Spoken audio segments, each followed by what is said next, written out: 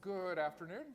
I'm Darrell West, Vice President of Governance Studies and Director of the Center for Technology Innovation at Brookings, and I'd like to welcome you to this forum on reimagining the corporation's purpose. And we are webcasting this event live, so we'd like to welcome our viewers from around the country and around the world. We're going to be archiving the video from today's event, so anyone who wishes to view this after today will have an opportunity to do so through the Brookings website. That's www.brookings.edu. We've also set up a Twitter hashtag at hashtag Corp Purpose. That's Corp Purpose if you wish to post comments or pose questions during the course of the forum. And during our Q&A with the audience, we can take questions either from the live audience here in the auditorium or those who are following the webcast and making questions over Twitter. So to put today's event in a broader context, this event is part of a longer-term corporate purpose project that we have been developing. For the last year, we've been putting out papers and holding forums on various ways to change the ways that companies think and operate. In our view, far too many business leaders are focused on maximizing shareholder value to the virtual exclusion of any other objective. This creates perverse incentives and makes it difficult for companies to engage in the long-term planning that builds strong companies and promotes longer-term economic prosperity. Our audience for this project is a variety of different types of individuals. We're certainly interested in changing behavior among corporations and their CEOs and managers. We're also interested in shareholders and investors and how they see the issue of the corporation. We're interested in the role of the government in this as well. So we're trying to do some things that will change behavior and change incentives in ways that will make a difference. We're looking for good ideas, so if based either on this event or if you read some of our papers or watch some of our past event videos, and if that stimulates some thoughts, please email me with ideas that you have on how we can address this topic, ideas you have that would make a difference, or other ways that we can try and achieve impact. Certainly, our current economic climate is a very difficult one. There are various threats to the free enterprise system in terms of maximizing shareholder value and executive compensation packages that harm long-term business development. So to help us think through these issues, we have a number of outstanding panelists who will explore various aspects of this question, how to better encourage a longer-term time horizon among shareholders and executives alike, and what companies can do to better serve the interests of the various stakeholders in the process. So I'd like to welcome Anita McGann, who is the Rothman Chair in Management and an Associate Dean of Research. She's a Professor of Strategic Management and Director of the PhD program at the University of Toronto's Rotman School of Management. Anita, that's a lot of titles. It sounds like 3 or 4 full-time jobs to me. But she is the author of 2 books and over 100 articles on financial performance and entrepreneurship, among other aspects of management. Prior to joining the Rotman School, she was a visiting professor at the Harvard Medical School, the London Business School, and the Australian Graduate School. She's been an associate professor at the Harvard Graduate School of Business Administration and an assistant professor at Harvard as well. Ralph Gomery is a research professor at the Leonard Stern School of Business at New York University. It's a position he has held since April of 2008. Prior to joining NYU, he was president of the Alfred Sloan Foundation, where he oversaw the initiation of a major program advancing a more flexible workplace, among other initiatives that he led. He also has served as the head of the IBM's research division and was Senior Vice President for Science and Technology at IBM. He's a member of the National Academy of Science and the National Academy of Engineering. And he's the recipient of numerous honorary degrees and awards, including the National Medal of Honor. Adam Zarowski is a partner at Cahill, Gordon, and Reindel. His practice covers a broad range of topics, including securities litigation, First Amendment issues, corporate governance and regulatory work, among other topics. He's been recognized by Law 360 as one of the 10 rising legal stars under the age of 40 nationwide in the area of securities law. He also serves on the board of a nonprofit organization called The Constitution Works, which is dedicated to increasing civics education in our schools. So I want to start with Anita. So you have argued that the public interest would best be served if there were long-term goals for creating value, and that we need governance mechanisms designed to achieve those goals. So how would that operate, and how can companies better serve the public interest, in your view? Well, thank you. It's wonderful to be here today and to have this conversation together. So I begin with the idea that the purpose of the corporation doesn't necessarily need to be reinvented, but rather restored. In other words, I would argue that the sort of engagement of business leaders with this obsession on maximizing shareholder value really is not sort of written into the purpose of the corporation as it was originally conceived in the late 19th century, and as the corporation became enlivened by the juristic person rule and so on. So I would say that that corporations really are one mechanism for creating and allocating resources, and that a kind of fundamental challenge that we face in the economy today is to actually come up with alternative mechanisms that constantly challenge corporations to be productive and efficient in the creation and allocation of resources, and that we think about corporations as only one mechanism among many for actually achieving long-term goals. Okay. Ralph, you wrote a paper recently with Richard Silla for Daedalus, in which you argue that corporations should move in the direction of what you called shared productivity. Yes. So what do you mean by that, and how can we move companies in that direction? Well, first, let me say a few words about why we need to do something, all right? We live in a time of rapid technical progress, right? Computers, communications, the whole thing, right?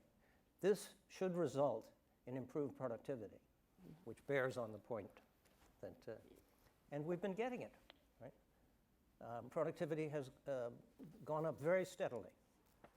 The odd thing is that in spite of that, the great mass of American people over the last 30 years, a lot has not improved. Right? And the reason is basically because the gain in GDP, or however you want to look at it, has gone to a very thin upper crust. Right?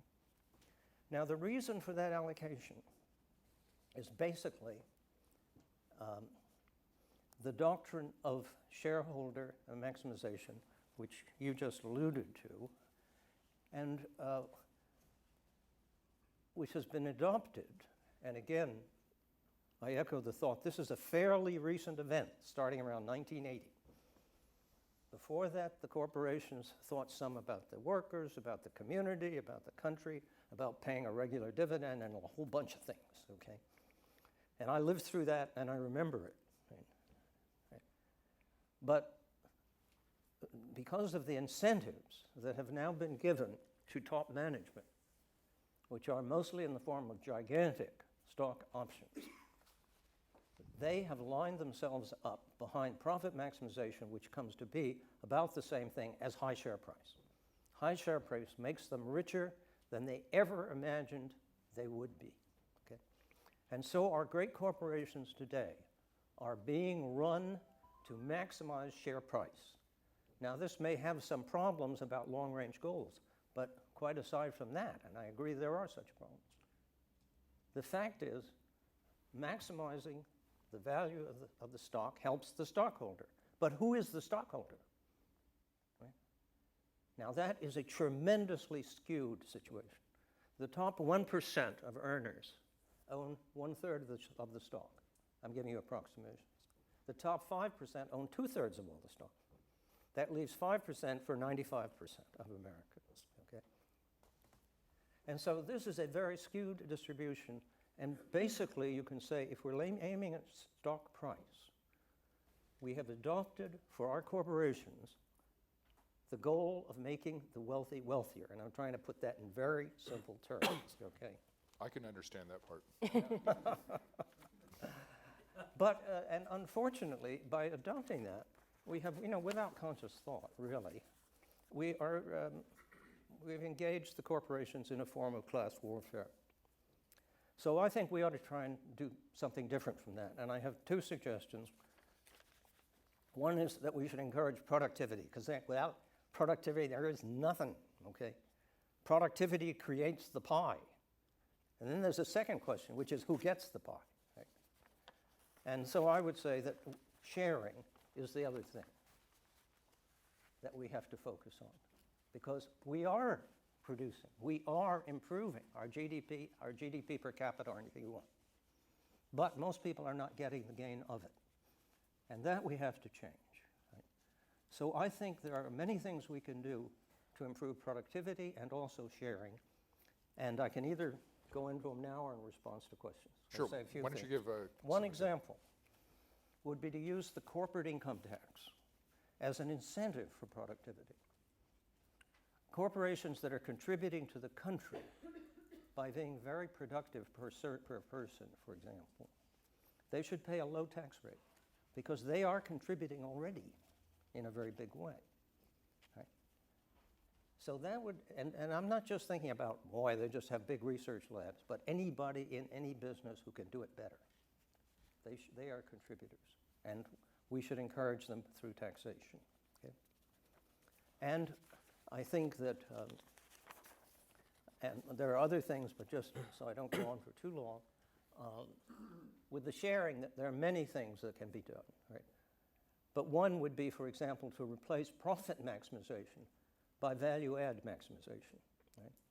Now, there's the value added by a corporation, which is roughly speaking the difference between what they sell and the parts they buy, right? All of that. That's the value they add to the United States, to the GDP. And they should be motivated to make that as large as possible. Right? Now, we have,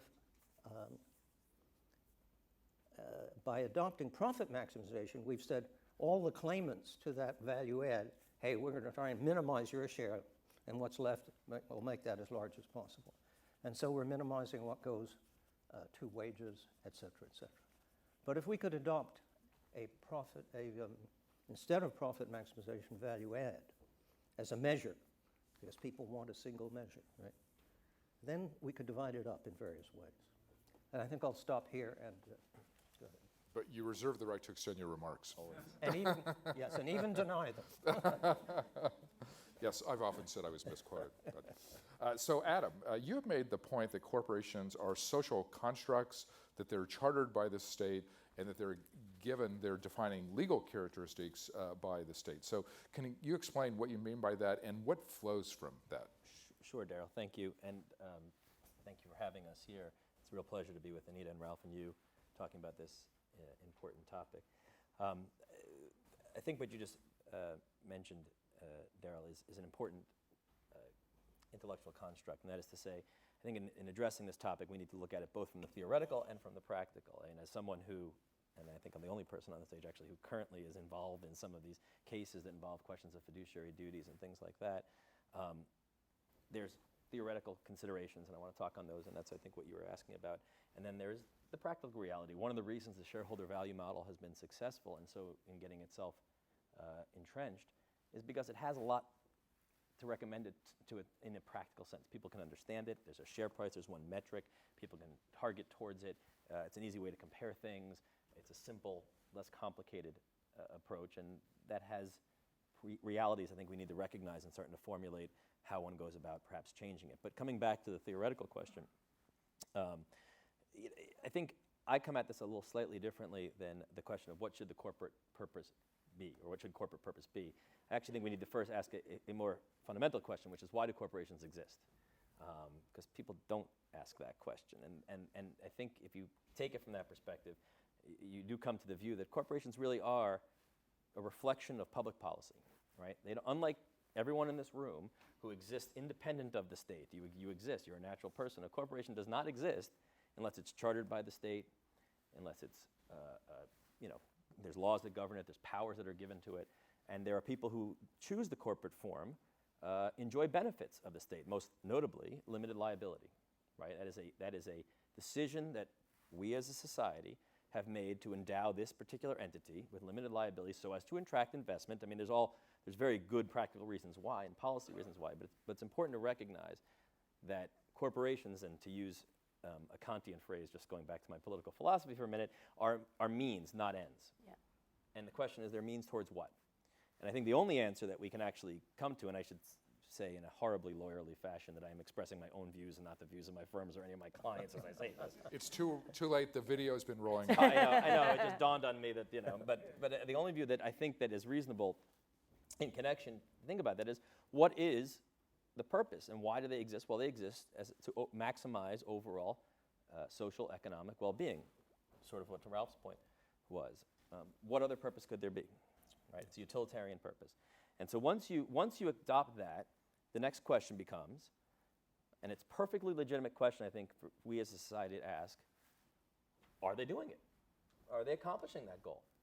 Are the benefits that we think we all really recognize from the corporate form, that is to say, the encouragement of stable markets, encouragement of investment, promotion of growth, all the things that I think we all, I mean, this is said as a capitalist. I mean, I think the corporate form has been a great form. But the question that needs to be asked is, when you compare those to the costs of the way they're currently operating, well, are they maximizing overall social utility? And I think some good examples, and I'll just give one or two consistent with the themes here, and then we can obviously touch on more of this in the question and answer session. But the financial crisis, and I mean, two items that come up a lot are the financial crisis and environmental issues in examples along these lines. The financial crisis is probably a good example, and again, there are different views as to different causes of the financial crisis, but I think most people would agree that the systemic risk that took hold, that is to say, the risk that came from Lehman and AIG and Fannie Mae and others, was not something that either the directors and officers within those corporations saw or could see from their vantage point, and yet it's something that a series of costs that ended up being socialized. That is to say, the profits of the risk-taking activity that went on, the profits and the benefits were accrued to the shareholders of those entities. But because they didn't have the perspective and were not looking for, quite frankly, the broad social implications of their behavior, the cost, which became enormous, ended up being borne by society as a whole. And so because of those types of situations, a number of people have asked recently, there's a tremendous amount of recent academic literature and trade literature about this, should that be adjusted so that that calculation is not baked into, if you will, the approach at the ground level in companies. And so some examples, and I guess we'll talk about these some more. Recently, there's been a new form of corporation that's been introduced called the B Corp or the Benefit Corp. Pros and cons there. I think there's some obviously it's a well-intentioned thing. I think it has some consequences to it. But these are, I think, steps that recognize that fundamentally a corporation exists to serve social ends. If by incentivizing individual stock owners to make profits and owners and executives to do well, in a very Rawlsian sense, again, we're having a lot of political philosophy today, and that makes the whole pie bigger, Ralph, to your point, great. But it's got to serve those ends. It can't just be an end in itself. So I think those are the thoughts that at least, around this one, when you're in response to your question, Darryl, that it's sort of, I think is an important way to frame this. And once you frame it that way, the hard part becomes, how do you go about doing it? I mean, that's obviously always the devil's in those details, but I think thinking it that way is a helpful way, at least for me, to think of it. And we're going to come to that exact point. But we got all the answers. I do have to point out that in my 5 years here, Adam is the first person to bring in both Kant and Rawls into his public presentation. So you get some type of award for that. I'm not sure what the award is, but Anita, I think each of our speakers in various ways argued on behalf of getting a broader perspective out of corporate leaders. But Anita, I know you have focused in particular on the role of investors in that. So I'm just curious, how do you think investors can help broaden the horizon of corporate executives? There's First of all, I want to express that it's incredibly refreshing, first of all, to be here with so many young people, such a diverse audience, and with the group on the web as well, to talk about these topics. I've discussed the purpose of the corporation in several different forums recently, and I've never had the experience of agreeing as vehemently with the other panelists as I do today. I entirely agree with my colleagues that the purpose of the corporation is to advance entrepreneurship in the public interest. The reason that we tolerate limitations on liabilities of investors is so that we can pool resources to try to accomplish the creation of resources, capabilities, and to engage the allocation of these resources for social aims that couldn't be pursued by each one of us as individuals. Okay, so that's a starting point for my remarks. I think we need to do a number of things to fix the systems that we have for accomplishing those aims. And let me just, in the interest of time, Daryl, if it's all right, just name a couple of ideas, and then we can circle around back to whatever's of greatest interest to you. I think we need to think carefully about co-investments with corporations in creating these capabilities. Who should be on the board of directors? What are the rules for how a corporation should engage various stakeholders? And where do we draw a line or limit on stakeholder engagement? Now, clearly, we can't have everybody that the corporation touches be on a board of directors. On the other hand, it's clearly unfair to disenfranchise co-investors like workers and other types of fiduciaries who have engaged with the corporation in making in creating these capabilities. We can't keep them from having voice, prevent them from having voice in decisions that are being made for the corporation. So reforming the rules and guidelines for enfranchisement on the board of directors would be one example of a public policy, along with tax policy, that could be advanced to try to restore the purpose of the corporation and make it function effectively. There's a number of other things we have to do, I think, urgently to restore the functioning of the corporation. I think we need to think very differently than we currently do about correlated risk and the financial system. I think the ways in which we engage financial companies in the public interest has to be rethought. And I have some ideas about that we can come back to if there's time. There's also, I think, a role for transparency and reporting, and for thinking differently about creating complementary capabilities in the public domain and in non-governmental organizations through philanthropy and foundations that could be employed effectively. And let me just give a quick example, if I may, Daryl, and then I'll stop and we can come back to any of these ideas that are of interest. So let me give an example. I'm associated with and familiar with a large teaching hospital that's structured as a nonprofit that has certain restrictions on its activities which reflect its mission as a healthcare organization. It works in tandem with a charity that can do things like pay the transportation fees to the hospital of patients, something that would be inappropriate for a teaching hospital to do, but a charity can do. And it also works in tandem with organizations that want to test new medical devices and seek to sell them for a profit later if they're proven to be effective. And there's a complex system of interrelationships between these different kinds of organizations that's pretty heavily embedded in the traditions of each partner. And we need to look more carefully at exactly who owns the IP, who's monitoring what the obligations are of each of the constituents in those kinds of relationships, how the vetting, for example, of the clinical trials on the medical devices is monitored. We need a lot of attention to each component of these complex system of relationships to make sure each is working effectively, and perhaps come up with new kinds of mechanisms. You mentioned the B Corp. There are other things we can do as well to grease the skids here and make sure that the parts all work the right way together, and that fairness is accomplished in the public interest over the long run. So under this heading of entrepreneurship in the public interest, I see lots of different ways that we can have impact to try to get to better public outcomes over the long run. Okay, Ralph, so we've heard a number of different ideas on ways that we could make a difference, change incentives, and change behavior. In your opening remarks, you mentioned the idea you called value add maximization. So I was wondering if you could elaborate on that and any other particular mechanisms that you think would be effective at addressing the issue. Well, I certainly think that, first of all, what does a corporation create? Okay. And the answer is value add. Or it's the difference between, what it sells for and the various parts and so forth that it buys on the outside. So that's what it's adding. Well, then we want that to be as big as possible.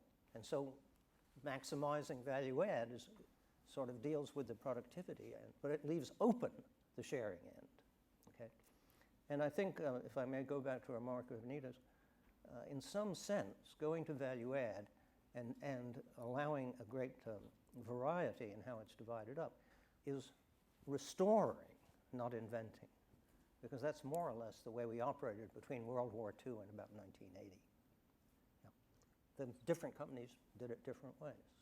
I think we ought to consider value add in that way. And I can't help making one remark, although it's not quite in response to what you're asking. But it responds to what is the corporation here for? And we have to remember from a historical point of view, there weren't many. If you go back 150 years, there were very few corporations. Corporations were created by the Industrial Revolution. You didn't need corporations when you were a nation of small farmers. And every nation was a nation of small farmers. There wasn't anything else to do except you could be a carpenter and a shoemaker. And none of those things called for large organizations. The only large organizations that existed were the Army, the Navy, the church. That's pretty much it. Okay? So in a very fundamental sense, the reason why we have corporations is because we are creating today goods that cannot be made by the individual or by a small group. You cannot make a telephone network out of 10 people living on a farm. Right? The necessity, the possibilities that the Industrial Revolution and the scientific and technical revolutions have opened up call for large organizations. You have to have a large organization. You can't make a telephone network. Okay? Now that then changes the relationship of the individual to how they earn their bread for their family. Right? They can't really turn around, I'm going to hoe hard on my little farm, and so will my neighbors, and together we amount to something. Okay? Can't do it. They have to belong to one of these big things, because most of the economy today is engaged in making big, complex things which you cannot make on your own. Right? And that has complicated the division problem, the sharing problem, in a way that, for example, at the time of the great philosophers, like Adam Smith, etc., just wasn't the case. So for most people today, they have to belong to one of these big things. And then you see how central the question of how does the big thing divide up its value added becomes, much more so than in another time. So, Adam, two ways that we sometimes think about changing corporate behavior are either regulation on the one hand or litigation on the other. So I'm just curious, your sense on this particular topic of corporations and the role that they play.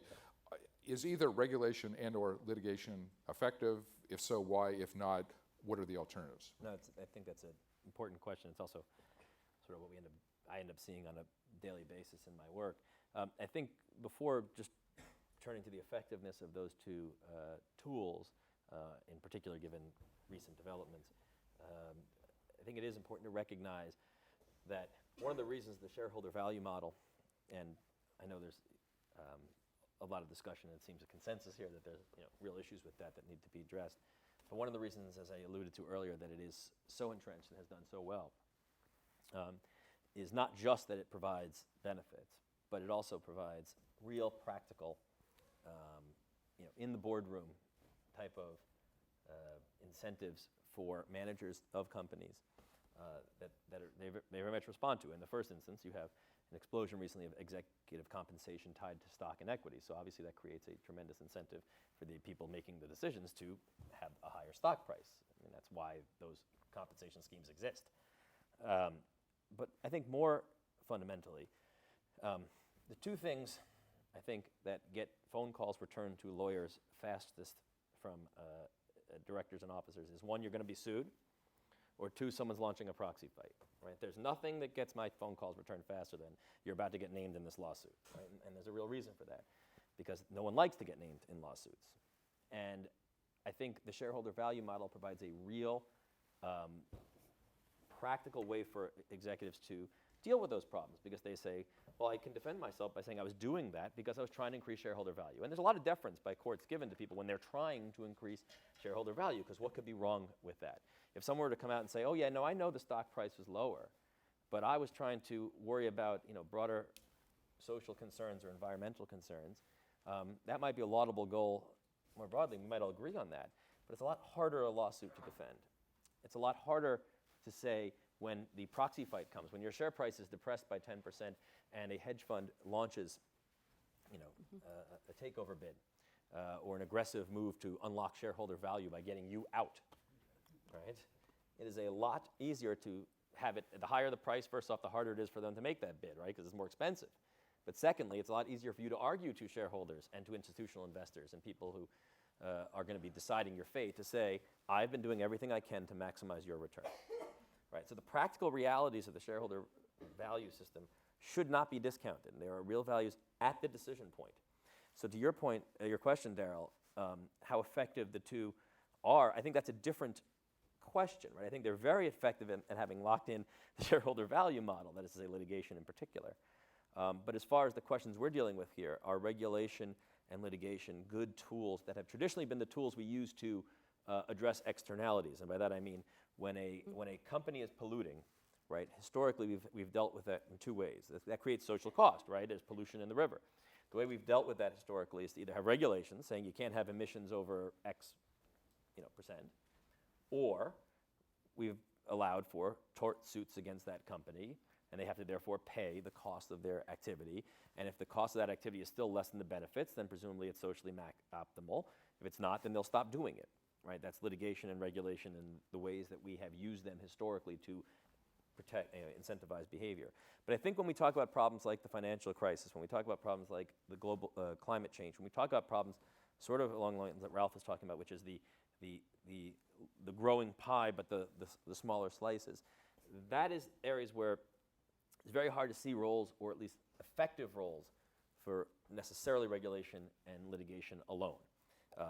Litigation, for one thing, is limited by the amount you can recover, right? If I'm a director or an officer making a decision to increase our risk because it's likely to reward us more, but the price of going south is we go bankrupt by $1 or bankrupt by $10 billion, it doesn't matter to my calculation. We go bankrupt. So if the risk is worth taking for us, the cost can be astronomical, and litigation won't be a disincentive to that because we go bankrupt, we go bankrupt, we go bankrupt. Same thing with regulation. I don't think any regulator is necessarily, particularly given the patchwork we have now, in a position to see the whole set of risks. So that way, that's why I think, and it's a long way of answering your question, I know, Daryl, but it's a way of saying that I think what we need to do is focus on having the entire costs and benefits of the activity in the corporate calculation. Yeah. That is to say, have the corporation itself, where the decision point is being made to take action, both look at the benefits, and we can do that through tax. There's tax policy ways to do that.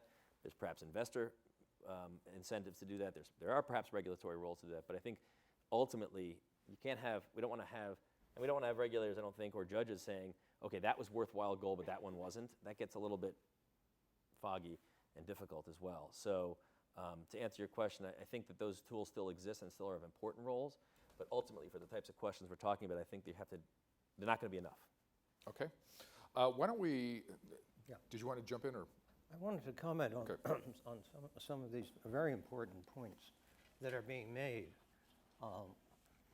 One, that profitability or share price is very measurable, and it is, and that's very important. On the other hand, value add is too. They tax it in Europe, you can measure it. Okay. So that particular thing doesn't isolate it. And I'd also like to go back to a remark that Anita made about who should be represented on the board of directors. I think that's a very important point. In Germany, they have a wider span of representation, all right, so that there are different people clamoring for their share, right? And then we mustn't forget really different organizations that are owned by their customers, for example. Now, you may not remember, but in the insurance industry, I mean, what was Mutual of Omaha? Okay, what were all those mutual firms? They were owned by their customers. That means they're not for sale, okay?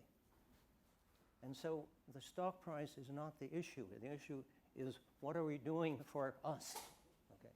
It's a more isolated world. Right? So there's a span of things which would, all of them need to be considered.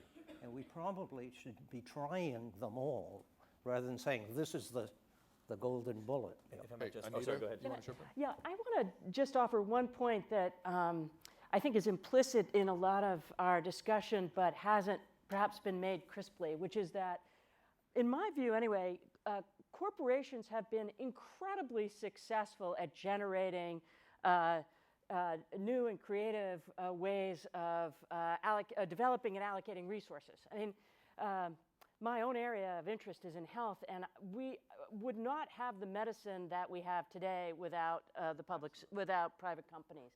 And so for me, and you mentioned this as well, of course, in your opening remarks, Professor Gomery, about the productivity of companies and how we want to reward and encourage productivity. For me, the way I approach this problem is by, first of all, calling for a return to a broader perspective on the obligations of companies to the communities they serve. But I share your pragmatic interest in trying to figure out how to actually use this tool to unleash creativity and productivity for the future, at the same time to achieve a balance between that unleashing of creativity and claims on the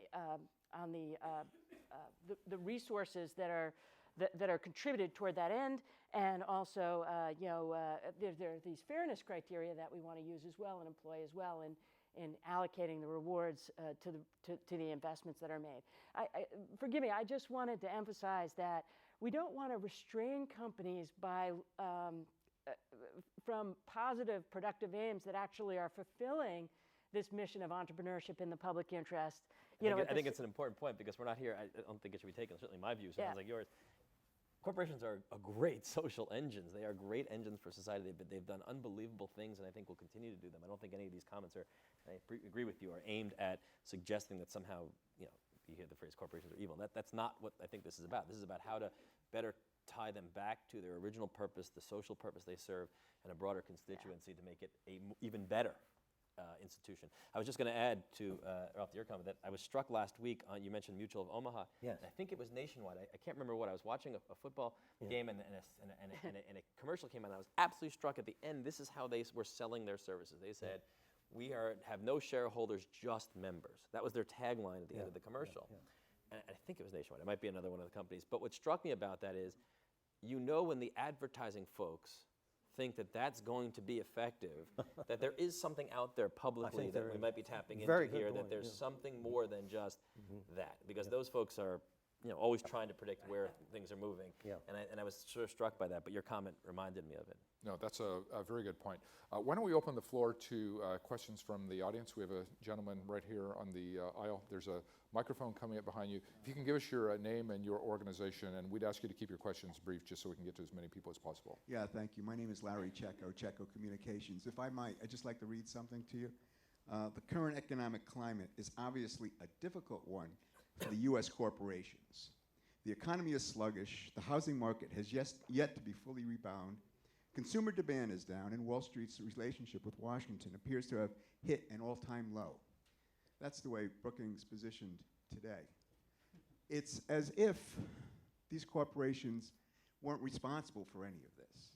A few weeks ago, the president of Bank of America was here, he spent his entire presentation telling us how much his bank was doing to help people in foreclosure. Never once did he mention the fact that his bank was responsible for some of those foreclosures and wasn't doing a very good job cleaning them up. I think we venerate these people too much. And I think that's part of it. We do not hold them responsible. And right here is part of the problem. I just open it up, that's all. Sorry, thank you. Okay. Here in the front, we have a question. Hi, my name is Kenneth Rothschild. I just am representing myself. First of all, the earlier goals of having the corporations represent the public, to have public represent public policy has been reversed. Public policy now represents the interest of the corporation. The point I want to get to is this sort of licensing of granting a corporation certain rights, tax rights and so forth. And I think there needs to be a review process, that this is not ad infinitum that they're granted this right. And there could be periodic openings for testimony from the public, from the workers, and so forth, from the shareholders, where a corporation has to go before the public and stand up and say what their interests are and how they're helping the public interest. And the other part of that is, I don't think we should lump, and you did mention B corporations and so forth, but I think we have to break down what corporations are so powerful and what corporations now basically are just financial holding companies. In other words, they're not as much to produce something as they are to hold money and get special rights, and that has really corrupted the whole process. Just one comment, if I might, on that, which is, you know, I think there's a balance, because I think we're all looking for ways along the lines. I think your question has some fundamental elements to it. One of the concerns I have, and I just struggle with it every time I try to think about, you know, things we can do, other systems, other approaches, is the sort of, I'll call it very American, but I think broader than that, concept, which I fully endorse, of, you know, we want to let each person kind of choose his own sense of the good. I mean, as much as possible, our social, our political institutions and social institutions are around, you know, if one company thinks that something is very good, you know, and a great example is, and I don't mean to open up another controversy, is fracking, right? There are people who support fracking on the grounds that it has a tremendous socio-geopolitical benefit. It lessens our dependence on foreign oil, provides domestic jobs. I mean, there's lots of arguments for fracking. Then there are people who have very legitimate, very heartfelt views on the other side about the environmental risks. And so one of the concerns I think we need to do is try to find a way to have corporations take a broader view, but not necessarily as government, as legislatures, or even as interest groups, determine what that view is, or pass judgment on that view as being right or wrong. I think one of the geniuses of the American system, and you mentioned Adam Smith before, is the fact that the marketplace of ideas and the marketplace sort of sorts that out on its own. And I don't think, certainly from my perspective, there's no interest in, I think it's very dangerous to go down the path of anything other than that, but I do think you can encourage them to take a broader view, even if you don't tell them what that view should be, if that makes sense. Okay. In the very back, there's a gentleman standing up who has a question.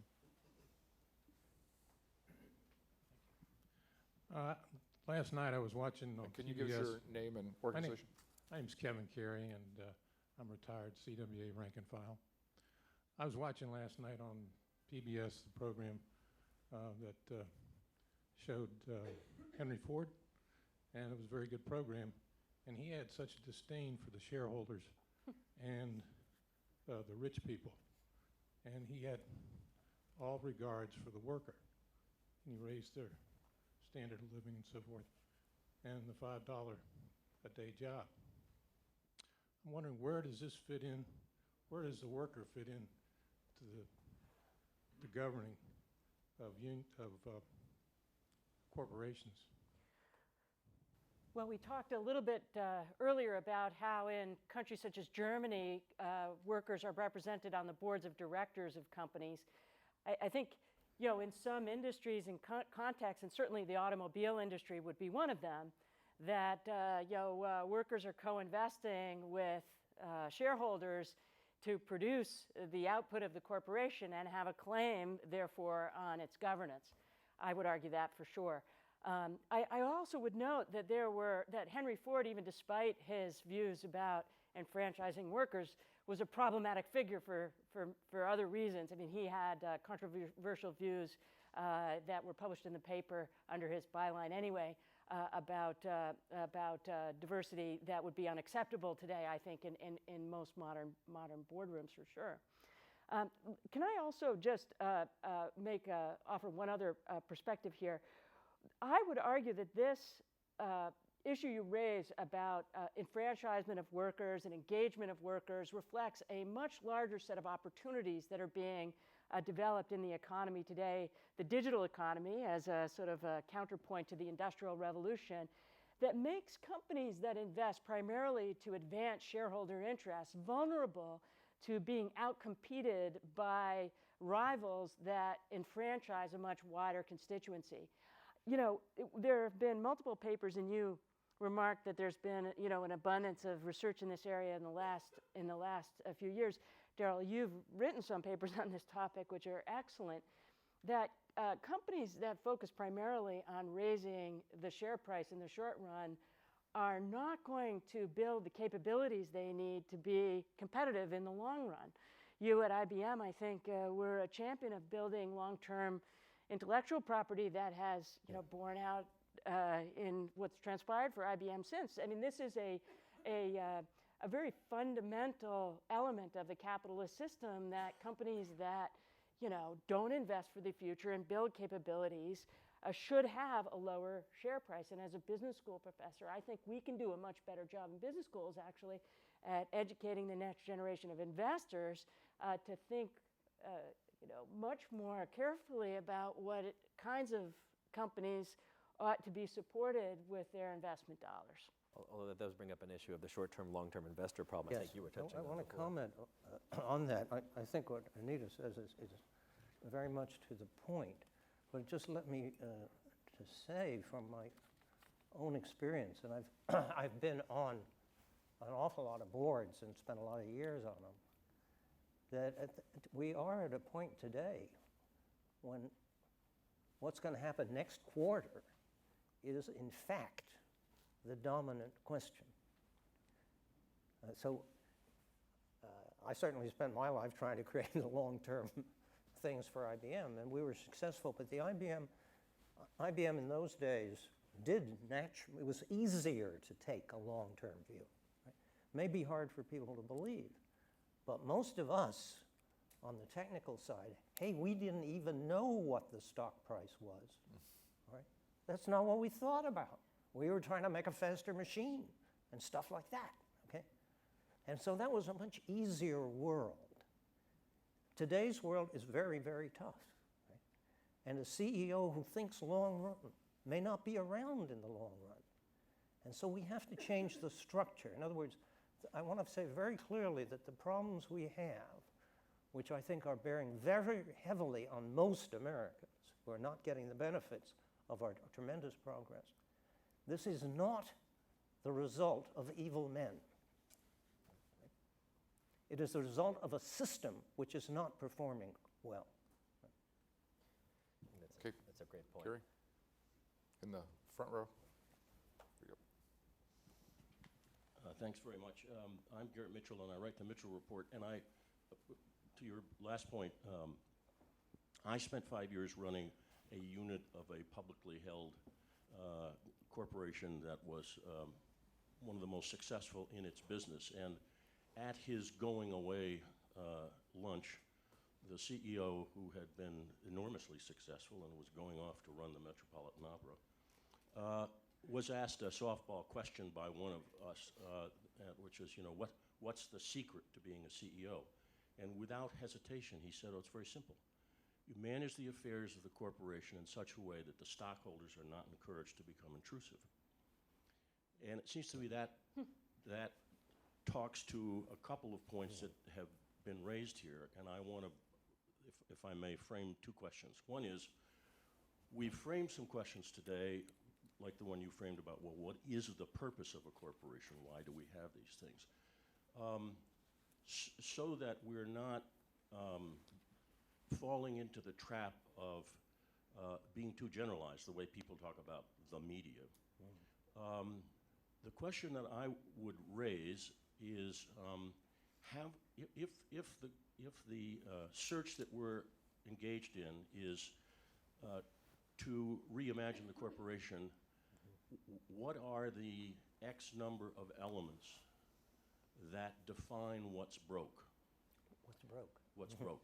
Yeah. So that the solutions that we look at should speak to the specifics of what's broke, as opposed to some, well, how about this? And I'm not suggesting that the three of you are winging it. I'm just saying that the discipline of defining what's broke and then matching to that the solutions that might speak to that would be good.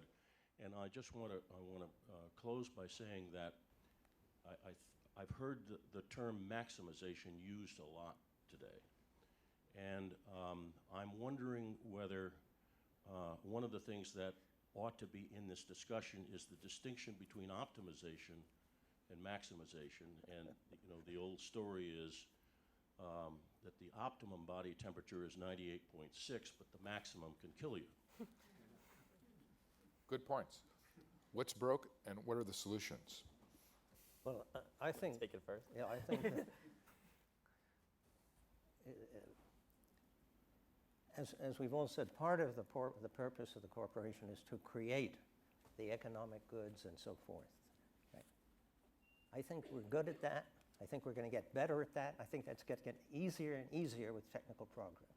Right? I think where we're broke is what we do with this wonderful output.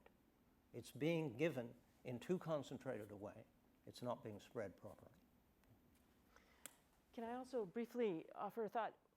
There are some things that are wrong with the operation of the system that we have.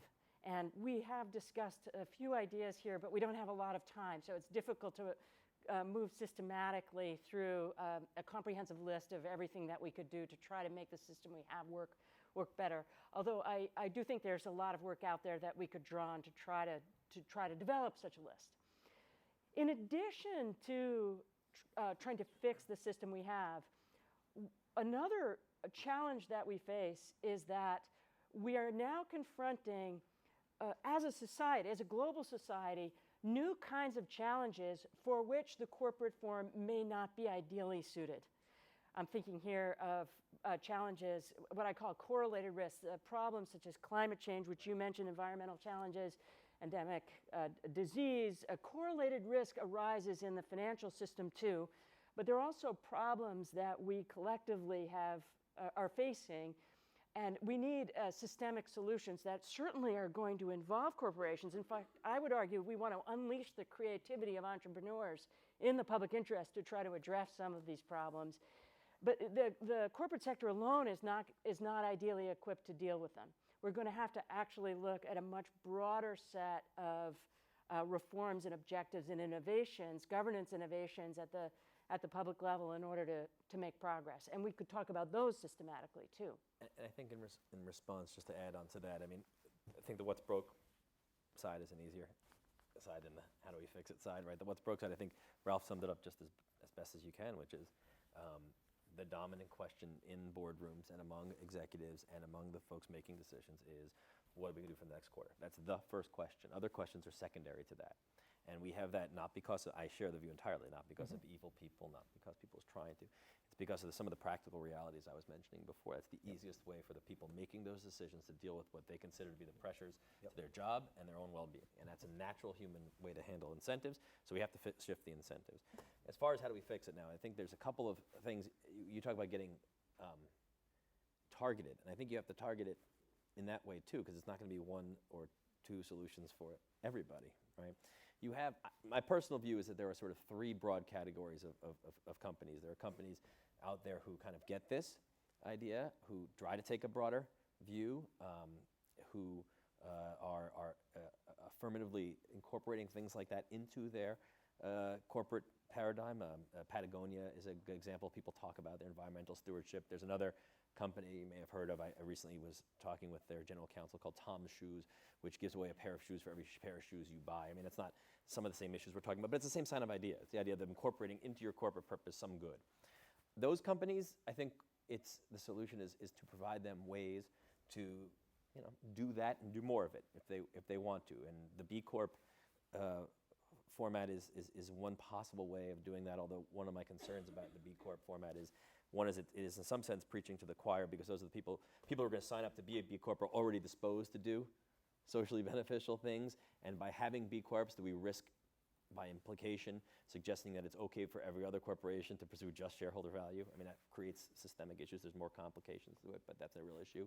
The second category, I think, are people who only look for profit maximization, and we may not get there right now. That may be a bigger challenge. But the third category to me is the most interesting, and that is companies and directors and officers who probably would be open to doing good things, to competing for capital that is interested in being socially responsible and having a high return. And we see some instances of that. But that they are afraid that the shareholder value paradigm is so strong and it's so easy, it's the path of least resistance because it saves their jobs and protects their income, that they need to be freed, if you will, from that, and they may very well be able to be encouraged to do, let's call it good, as well, right? So I think that's the area, at least for my interest, is sort of the most interesting area to try to be fertile in the first place. Okay, there's a gentleman right there. Yeah.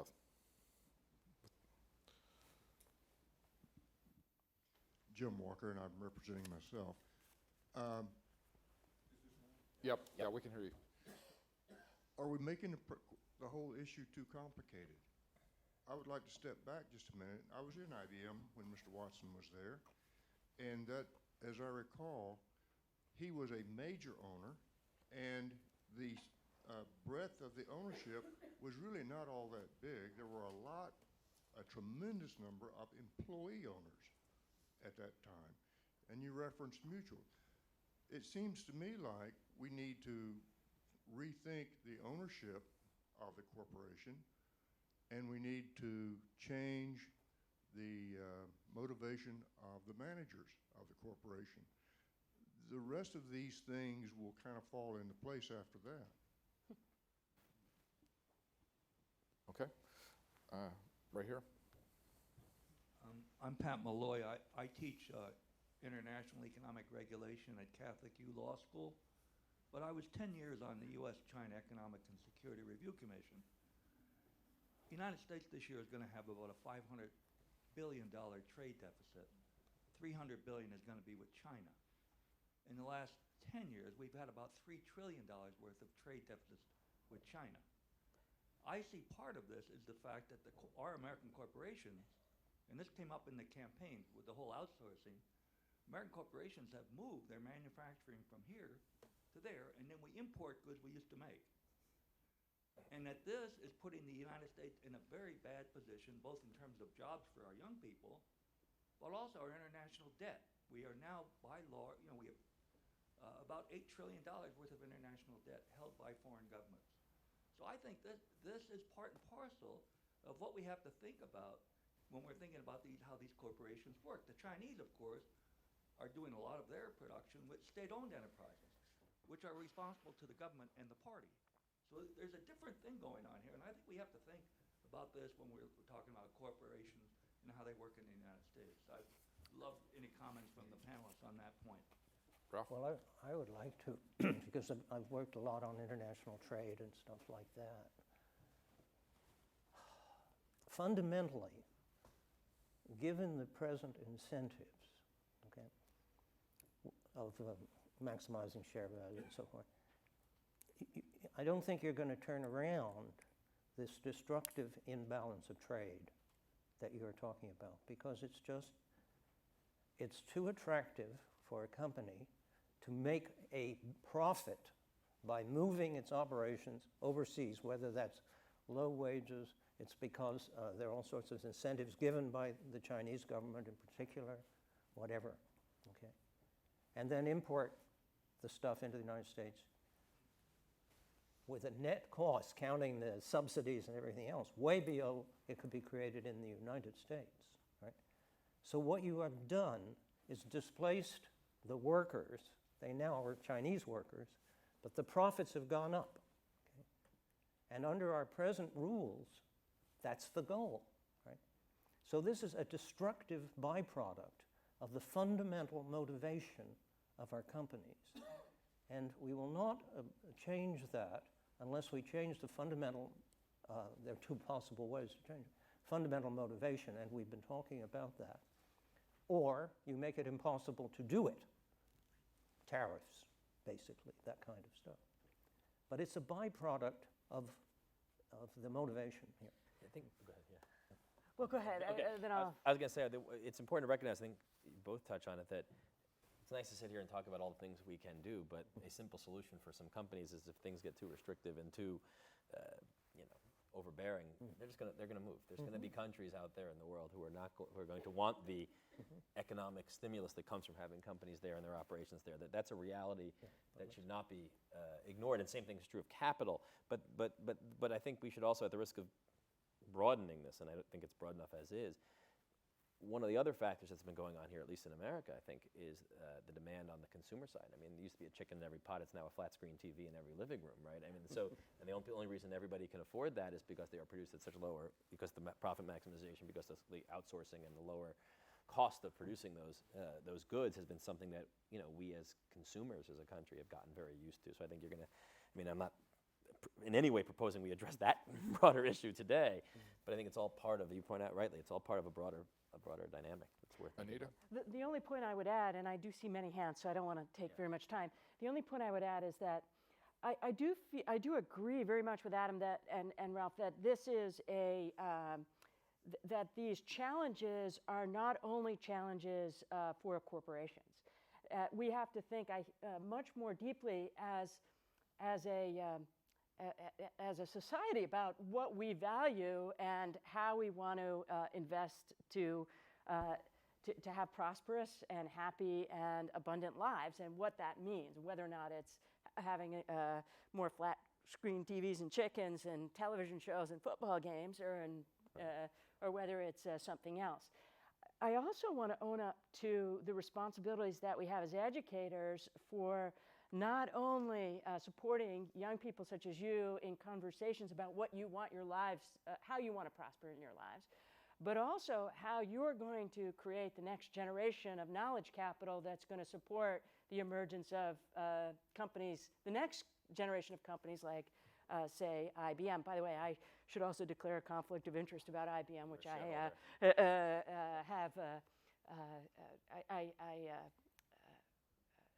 have an investment in for sure. So the idea here is we've got to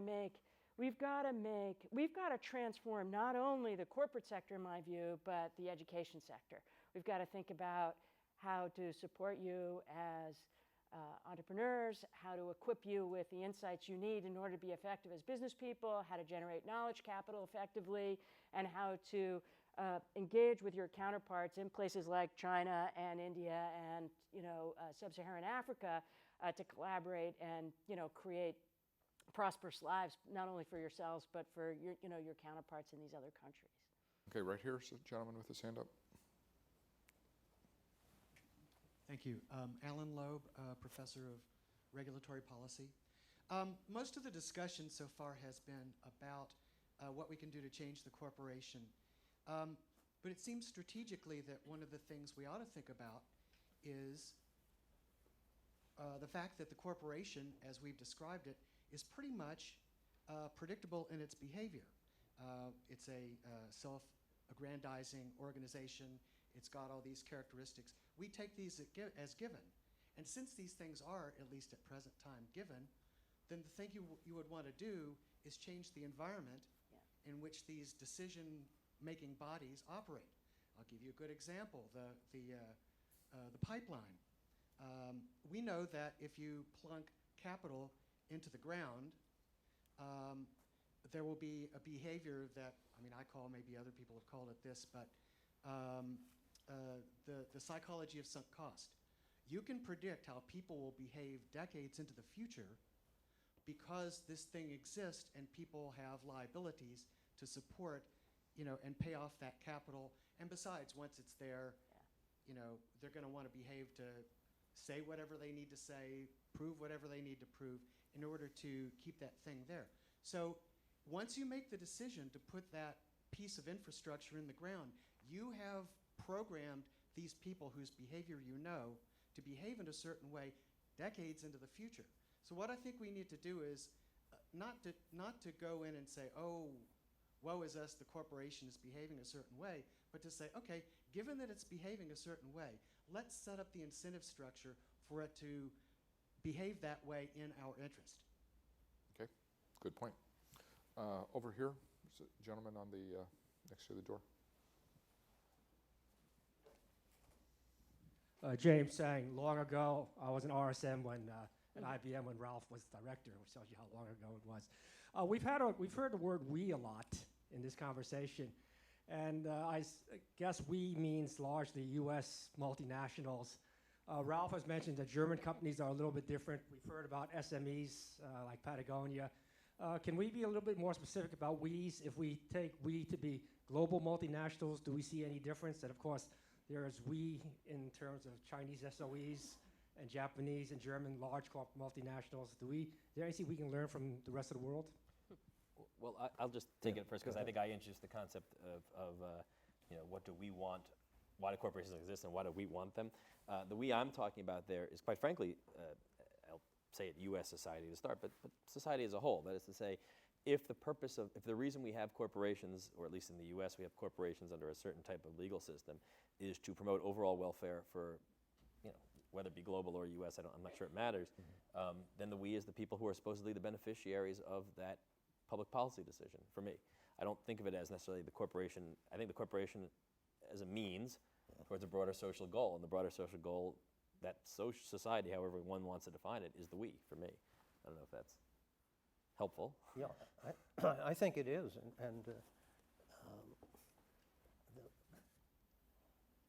you got to be very careful with the we, right?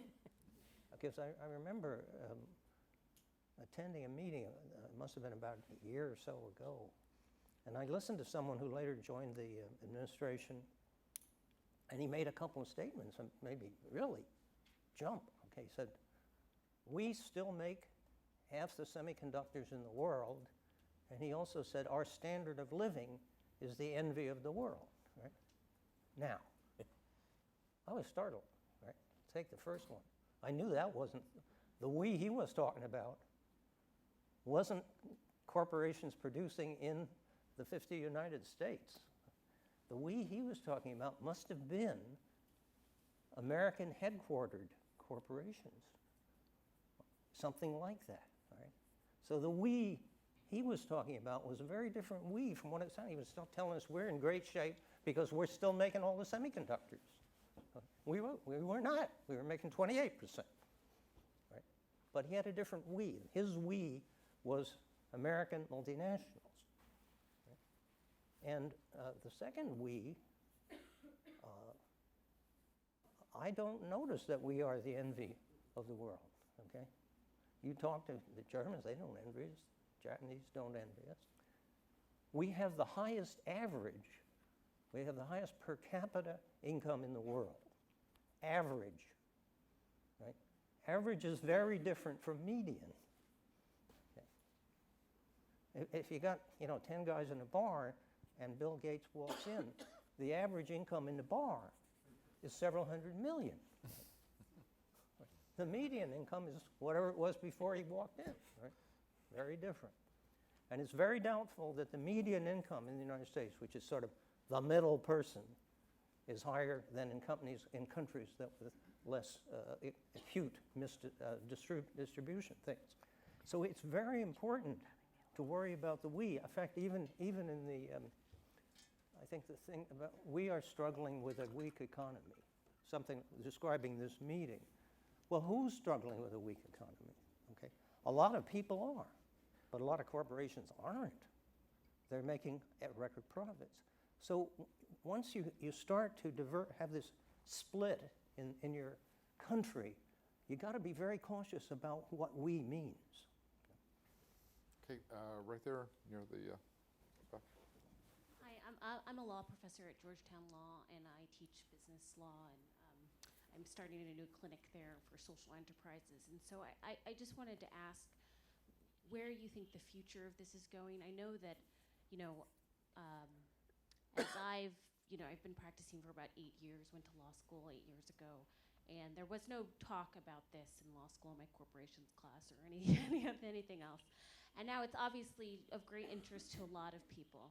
And I just want to know, I think it's because of the 2008 recession, but I want to know kind of what your perspective is on the future of this and whether you think interest in rethinking the corporation is going to go away once we become a little bit more economically prosperous, or if you think this is a continuing trend. Great question. Is this That's a great question. situational or more enduring? I don't think so. I don't think it's going to go away. I think there may be new waves of new kinds of concerns that arise, but it's hard to imagine that the agenda that we've been discussing is going to close soon. Do you want to take it? I was going to say the only reason I think I certainly agree with that. The point I would make is that some of the challenges we're facing, some of the challenges that are beyond the capacity of the corporation. I mean, Ralph, I thought you made a great point as to the origins of corporations were to deal with new challenges of the Industrial Revolution. Well, now we have challenges that are climate change being the one I think is the most illustrative, which are so large and so and it's impossible to peg to a particular company or a particular policy. It's just a amalgamation of a lot of different things. And so you need to have, I think you need to have not just government action on that, I think you need to have the private sector on board too. And some of these things we're talking about is to try to get those incentives a little more lined up. And so I don't think those challenges are going away, and perhaps income inequality is also part of this, I don't see this going away, even if the tide rises and therefore some of the stress is off of it. One of the some of the ideas that I've been spending time in Canada. I've been living in Canada for the last 6 or 7 years, and there's this expression that you want to skate to where the puck will be, right? In some years from now, if you want to skate, I think, to where the puck will be, some topics that I would imagine would gain currency will relate to international law, trade issues, and issues relating to international intellectual property protection, questions about coordinating solutions across international boundaries and the capacities of corporations to support coordinated responses in the face of these kinds of challenges, how to use digital technology, for example, to try to create solutions to problems such as climate change, disease mapping, trying to understand how to do things like deal with the depletion of easily extractable minerals, like people talk about the end of oil. It's really, the issue here is the end of easy to extract cheap oil. How are we going to deal with some of the consequences of mineral depletion and so on. So, where's the puck going to be in 10 years, say? I think it's going to be about trying to come up with solutions to some of these problems. The only other remark I'd like to make is that another point that I'd be very interested in your perspective on is the greatest barriers to the implementation of technology solutions to the world's biggest problems tend to be cultural and organizational, not technical. How do we change our culture? How do we address the organizational challenges, both in the corporation and outside the corporation? How do we, you're a professor like me, like several of us on the panel here, how do we inspire the next generation of young people to, organize some way, either in corporations or through other means, to work together to do a better job than, frankly, my generation has done at actually advancing solutions against some of these problems that we're seeing. I think that's where the puck's going to be. And by the way, we do have several younger people here, so if any of you want to rise to the challenge and answer that question, we're happy to call on you. Right there is the gentleman with the... Thank you. I'm Michael Furman, and I consult in the satellite telecommunications business. And I'd like to address just the topic of organization, but I have to start with a caveat, which is an example which has been done in two fields. One, in the educational field, some of the top universities in this country, Harvard, MIT, Stanford, Yale, have introduced courses that are free to the mass media. And it's been so wildly successful that one course in circuits at MIT has had more people in one semester than its entire history of the school, which, it's a fairly old school. And then I'd like to address another example, which again uses the mass media. It's something that was set up by a fellow who was very interested in games and computer scientist. I believe his name is Adrian Torelli. He's at Carnegie Mellon, or was, and is on leave. And what he did is he started a program not to decide on how he would set up a model of governance on how to do something, but in his example, he simply set up a game for anyone who was interested on the internet to fold proteins. And the key to folding these proteins was hopefully to find a solution in HIV research.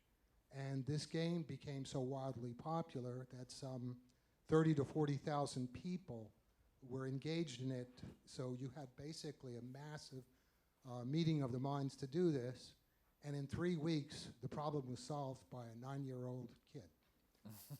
So my question is, do you suppose that we could exploit technology in this way to go beyond this room, to try to figure out these really grave issues of governance of essentially international companies whose true motive is just profit, and at least in my feeling, don't have a moral obligation to our society? That's a great question, and by the way, that's the reason I hate 9-year-olds. Any responses? Yes, the answer is yes to that question. Sure. Well, I think we should, hey, we need some ideas here, right? Okay. Over there in the corner. Encouraging that side of the room. Yes. My name is Andrea Saldarriaga. I'm an exchange student at American University. And my question goes around... Actually, could you speak more directly into the microphone so we can hear you? My question goes around more on what is the role of us as general consumers. It's us that ultimately decide to buy the goods. So is it an education maybe to change us and make us more responsible consumers? Or is it maybe on marketing? It's marketing that led us to try all these goods and services that we now need. We all need our smartphones, we all need our cell phones, but we don't usually think about what the corporation is doing to actually produce these goods and services. Is it marketing that will make us demand more socially responsible corporations? Or Okay, the role of consumers. Yeah, I was just going to respond to that. I mean, I was referencing before this company, Tom's Shoes, which comes immediately to mind as in response to your question, which is, they give away a pair of shoes for every shoe you buy to someone who doesn't have shoes, to someone who can't afford shoes. And that sounds like a great thing, and it is a great thing. And they genuinely believe it, at least my discussions with the management there, I've had occasion to have them. But they also view it, and I think rightly, as great marketing for their product.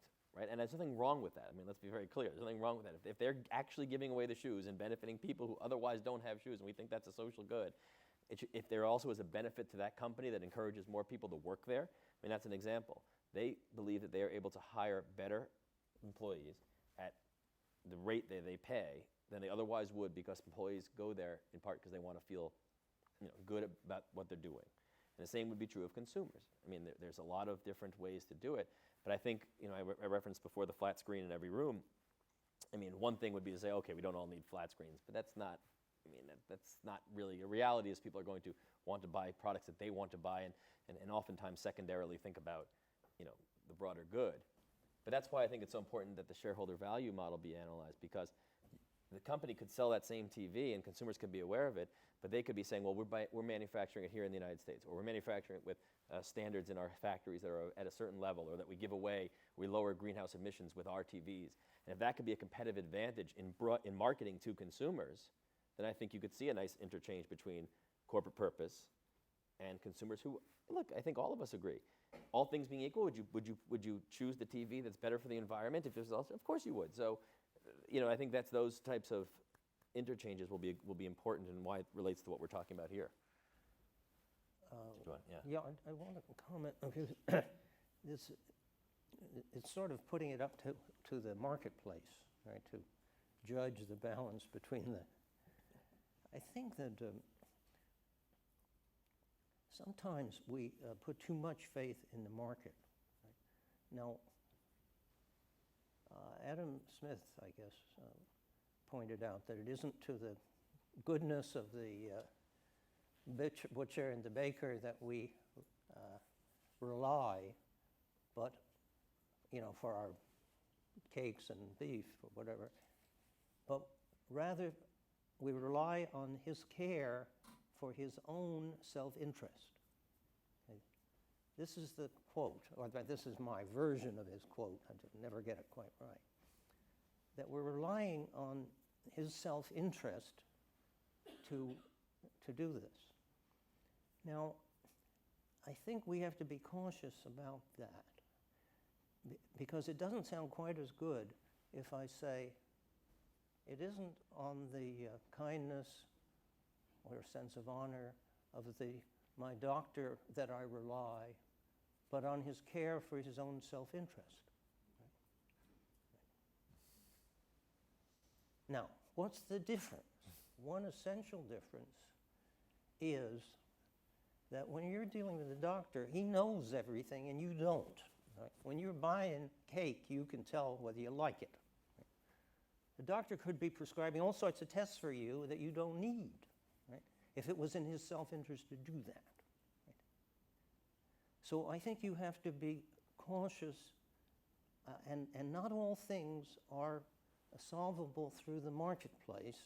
And I worry when we're selling flat-screen TVs because you're going to give, to mix everything up, some shoes to the poor.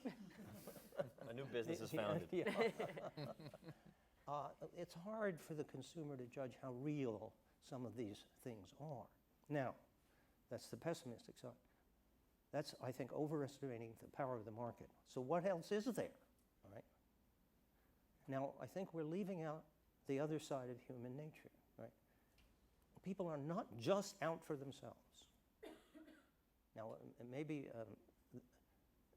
this thought is not well advertised, right? But it is part of human nature to care about others. Right? Adam Smith wrote a book called The Theory of Moral Sentiments.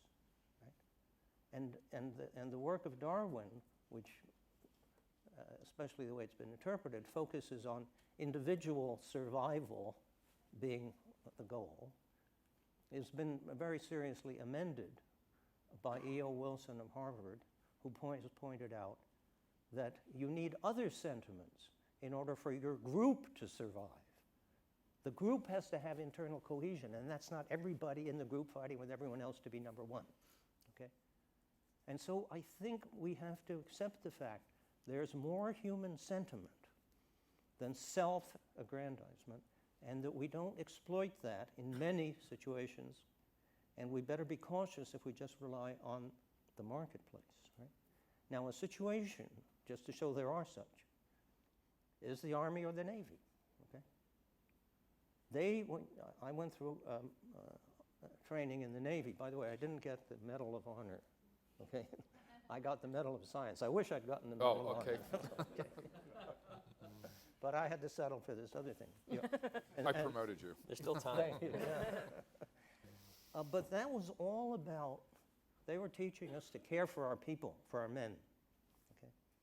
And they had a lot to work with, and we all walked out caring enormously. So some of these things, some of the problems we address, it may not be possible to reduce it to your individual self-interest. We may have to appeal to other parts of human nature, and they're there. Okay, we have time for one more question. Fred on the aisle here. Hi, I'm Fred Altman. I'm retired, so. And my question is, could it be that we're going, that increasing productivity and sharing will become in conflict because there's data now that suggests that increasing productivity no longer, even in the long run, increases employment.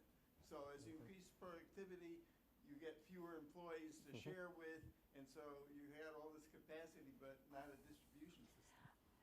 Yeah, I think that's a real concern. I mean, we know that many digital technologies, for example, centralize wealth and therefore centralized decision-making authority and power, right? So, you know, new mechanisms are, I think, are mandated for kind of controlling that and thinking about that collectively and addressing that. I'm not sure that we have comprehensive answers yet. You know, we're cataloging these problems and trying to make a sincere effort at thinking through them together. So that there's a lot of work to do. I would only comment that all the time travelers that I know, you know, like H.G. Wells and so forth, in the forward world where all the technologies have done everything for them, they don't seem to have employment. They seem to get fed anyway. Well, I don't think we're going to get there tomorrow, right? But there may be a different connection between how you earn your living and whether you're an employee. You may work part-time or do other things. Yeah.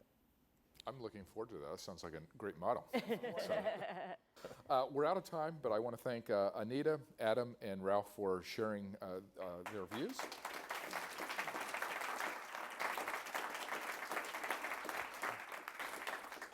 And I think in honor of the fact that this panel was able to incorporate Kant, Rawls, and Adam Smith into this conversation, they get the award for most intellectual panel that we've had.